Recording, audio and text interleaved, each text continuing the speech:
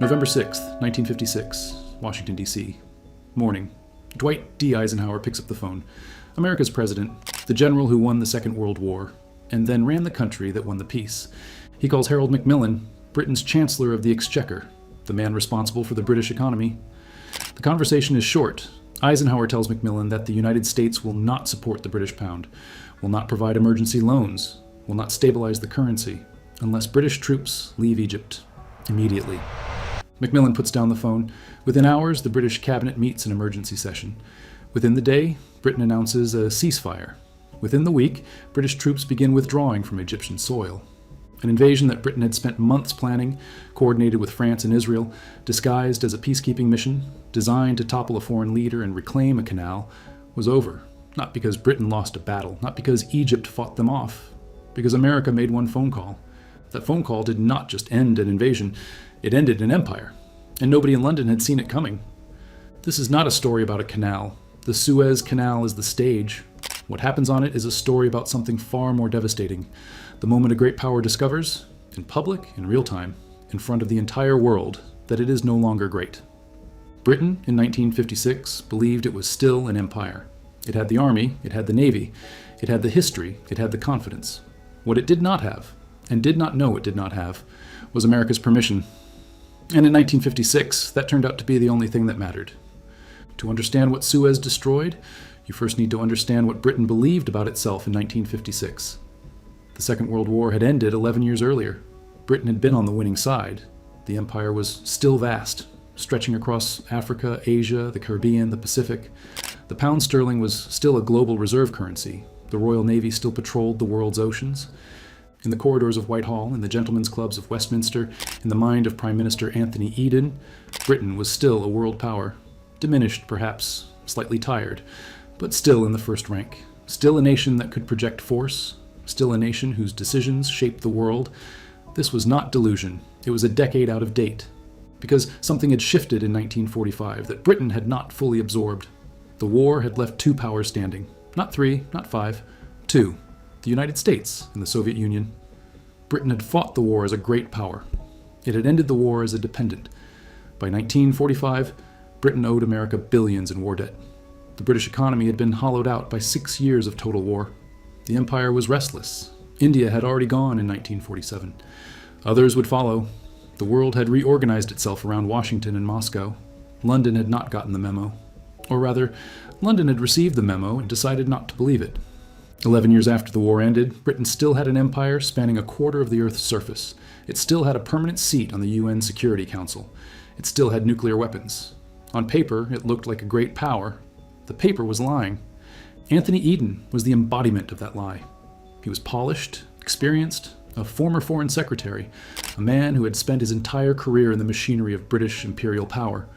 He genuinely believed Britain could act unilaterally in the Middle East. He genuinely believed America would follow. He was about to be educated. On July 26, 1956, Gamal Abdel Nasser stood before a crowd of hundreds of thousands in Alexandria. He was Egypt's president, young, charismatic, magnetic, a man who had spent his career dismantling the remnants of British influence in his country. And on that night, he announced something that made every television in the British Foreign Office go silent. Egypt was nationalizing the Suez Canal. For a moment, the British Foreign Office goes quiet, not the quiet of calm, the quiet of a room full of people who have just heard something they don't know how to process. Because Nasser hasn't just nationalized a company. He has announced in front of hundreds of thousands of people that Egypt belongs to Egyptians, and the British Empire, built on the precise opposite assumption, has no answer ready. The Suez Canal is not just a waterway. In 1956, 40% of all ships passing through it are British. The oil that heats British homes, fuels British cars, powers British industry, almost all of it moves through that strip of water. It connects Britain to its colonies in Asia and Africa. It is, in the most literal sense, the artery that keeps the empire alive. And it had been built by British and French money, operated by a British and French company, controlled by British and French interests since 1869. Nasser had just taken it, in one speech, in one night. In London, Eden's reaction is visceral and immediate. He compares Nasser to Hitler, directly, explicitly, in cabinet meetings and private conversations, in his own mind. This is not just rhetoric. Eden genuinely believes it. He is a man shaped by the 1930s, by appeasement, by the conviction that dictators must be confronted before they grow too strong. To Eden, Nasser nationalizing the canal is Munich, and Eden will not be Chamberlain, the prime minister who shook Hitler's hand in 1938 and called it peace. What Eden does not ask, and what nobody in the British cabinet asks with sufficient seriousness, is one question. What does Washington think? The answer, had anyone listened carefully, was already clear. Eisenhower has spent 4 years telling the world that America is different from the old European empires. He has been explicit, privately to Eden directly, that military action against Egypt would be a catastrophic mistake. He is also 5 days from a presidential election. He has spent 4 years presenting America as the alternative to colonial power. Being seen to endorse a colonial war against an Arab nation days before Americans vote is not a risk he will take for anyone, not even his closest ally. Eden hears this. He decides Eisenhower doesn't really mean it. This is the moment the disaster becomes inevitable. In October 1956, the British, French, and Israeli governments meet secretly at a villa in Sèvres, outside Paris. What they produce is one of the most cynical documents in post-war diplomatic history, the Protocol of Sèvres. The plan is this. Israel will invade the Sinai Peninsula, attacking Egypt. Britain and France will then issue an ultimatum to both sides. Israeli and Egyptian forces must withdraw from the Canal Zone. Egypt, whose territory is being invaded, will obviously refuse. Britain and France will then intervene as peacekeepers, bombing Egyptian airfields, landing troops, seizing the canal. The invasion will be dressed as a peacekeeping mission. The aggressor will be disguised as a referee. Eden is so determined to keep this secret from Washington that he instructs the British ambassador in Washington not to brief the State Department, not to warn the Americans, not even to hint at what is coming. He believes that once the operation succeeds, once the canal is back in Western hands and Nasser is toppled, America will accept the outcome. He is wrong about this in a way that is almost impossible to overstate. On October 29, 1956, Israel invades the Sinai. On October 30th, Britain and France issue their ultimatum. Egypt refuses. The bombing of Egyptian airfields begins. In Washington, Eisenhower is furious, not privately furious, publicly, explicitly, thunderously furious. He has been deceived by his closest ally. He is 5 days from a presidential election, and Britain has just handed the Soviet Union a propaganda gift of incalculable value, the ability to point at Western imperialism and say, "We told you so." Eisenhower does not call Eden to discuss it. He calls Macmillan. He goes straight to the money. To understand why the phone call works, you need to understand what Britain's economy looks like in November 1956. The pound is under pressure. Speculators are selling sterling. Britain's foreign currency reserves, the dollars and gold it needs to defend the pound's value, are draining fast. The invasion of Egypt has triggered a run on the currency. Britain needs dollars, urgently. The International Monetary Fund has dollars. But the IMF cannot act without American support. The United States has dollars. But Eisenhower will not release them, not while British troops are on Egyptian soil. Harold Macmillan is a man who understands money. He is the Chancellor of the Exchequer. He knows exactly what the numbers mean. When Eisenhower's call comes, Macmillan does not argue. He does not negotiate. He does not call Eden and suggest they hold firm. He goes to cabinet. He tells them the pound is finished unless they withdraw. One number ends the British Empire. Britain had lost 15% of its entire gold and dollar reserves in 4 weeks. The invasion had cost Britain more in currency than it had gained in anything. The cabinet votes to accept the ceasefire. Eden, broken, humiliated, physically ill, announces it publicly. British troops begin to withdraw from Egyptian soil. The canal stays Egyptian. Nasser stays in power. And in the smoking ruins of the operation, every government on Earth draws the same conclusion simultaneously. Britain cannot act without American permission. The empire is over. The consequences arrive fast, and they arrive everywhere. Anthony Eden resigns in January 1957. The official reason is ill health. The real reason is that he has destroyed Britain's credibility in the world, and everyone knows it. He is driven from Downing Street a broken man. He has been taking amphetamines and barbiturates throughout the crisis, his hands shaking, his judgment impaired, his doctor privately terrified. The most powerful man in Britain is leaving office having aged 10 years and 4 weeks. He will spend the rest of his life insisting he was right. Nobody believes him. He is the first British Prime Minister to be effectively removed by a foreign power since the 18th century. The man who walked into cabinet and told Britain it was finished, Harold Macmillan, became Prime Minister 3 months later. The pragmatist who pulled the plug inherited the wreckage. That is how empires transfer power, not to the visionaries, to the men who survive them. In the colonies, every independence movement draws the lesson instantly. If Britain cannot stand up to America, Britain cannot stand up to anyone. The empire's authority rested on the perception of British power. Suez destroyed that perception in a single week.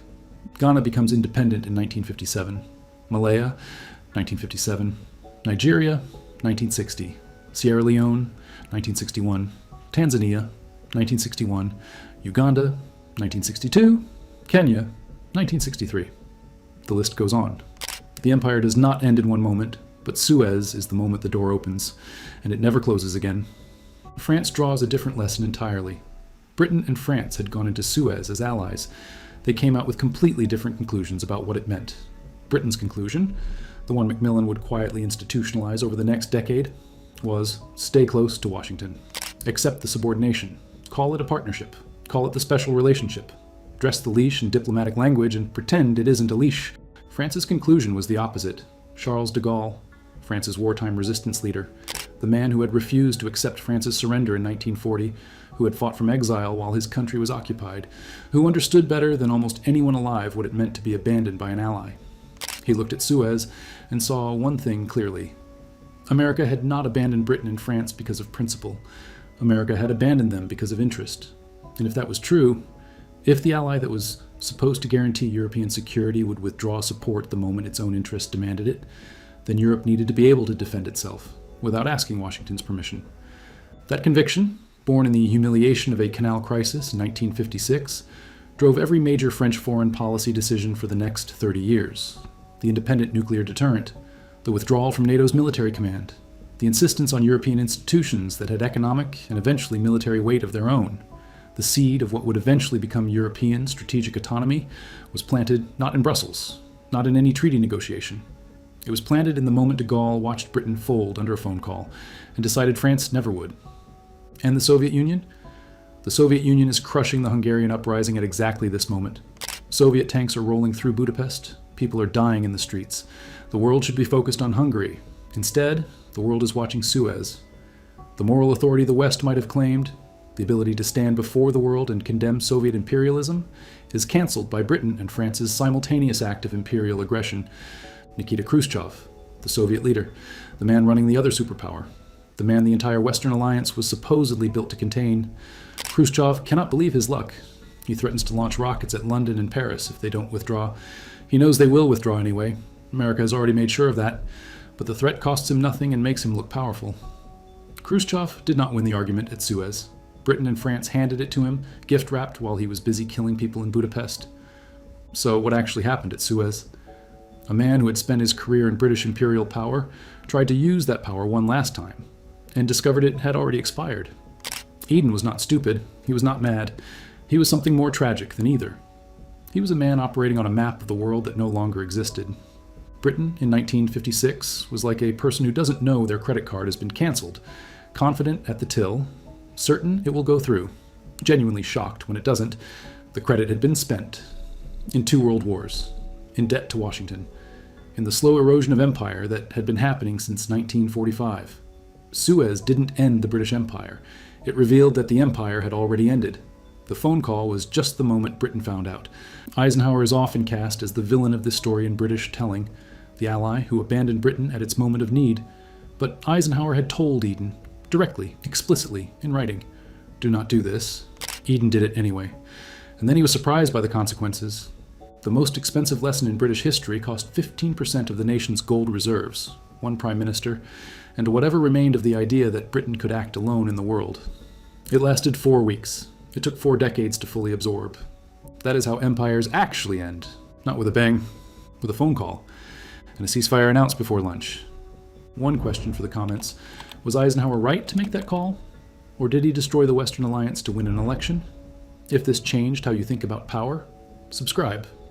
Because the next video asks an even more uncomfortable question.